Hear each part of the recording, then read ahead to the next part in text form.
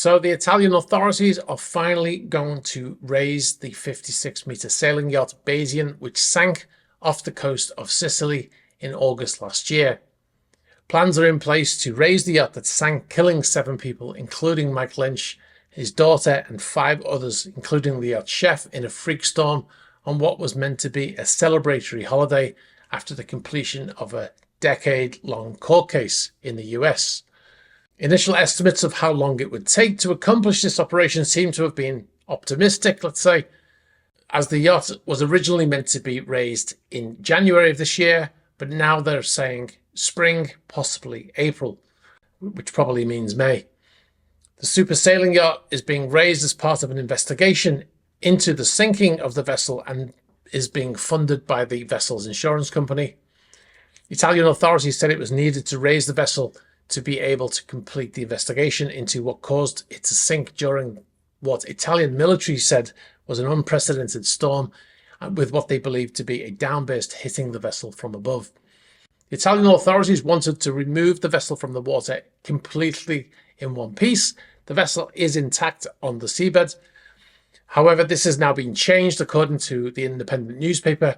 Italian prosecutors and Coast Guard have selected a recovery project led by TMC Marine Consultants Limited, which involves pulling the mast off the vessel and out of the water separately from the rest of the hull, a source told the newspaper.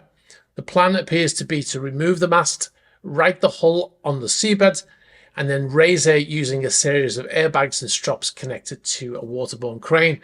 There was a similar incident last year, maybe 2023, where another Peruvian navy ran aground. We've got some video footage, and this is how they removed that vessel from that sandbank. So it's probably going to be something similar to this. That vessel's apparently the same size. Once the vessel has been raised, it's most likely going to be taken out of the water, probably in Palermo, and then the investigators will continue to try to figure out what caused the vessel to sink. The CEO of the Italian Sea Group has claimed from the very beginning that the port side door was left open, the shell door was left open without any evidence to back up that claim. So that will obviously be something that they'll be looking at immediately once the vessel's out of the water. A manslaughter investigation into the 3 crew members continues. The 3 included the captain, James Cuffield, the ship's engineer, Tim Parker Eaton, and the deckhand who was on watch on the bridge at the time, Matthew Griffiths. They are suspected of manslaughter and causing a shipwreck. But the investigations in Italy are not like they are in other places. It doesn't imply any guilt, and it does not necessarily mean that any charges will be brought after it. But the prosecutors said they cannot continue the investigation until they've seen the vessel. There were 15 survivors of the 22 total on board, including 9 of the 10 crew, as well as Lynch's wife.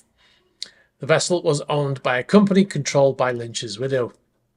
Anyway, obviously we'll bring you more on that when we have it. Thanks very much for watching this video. You've been watching a Super Yacht News clip.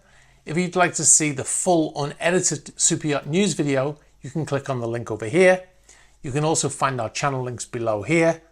And if you'd like to see more shorter videos like this one, be sure to subscribe to this channel.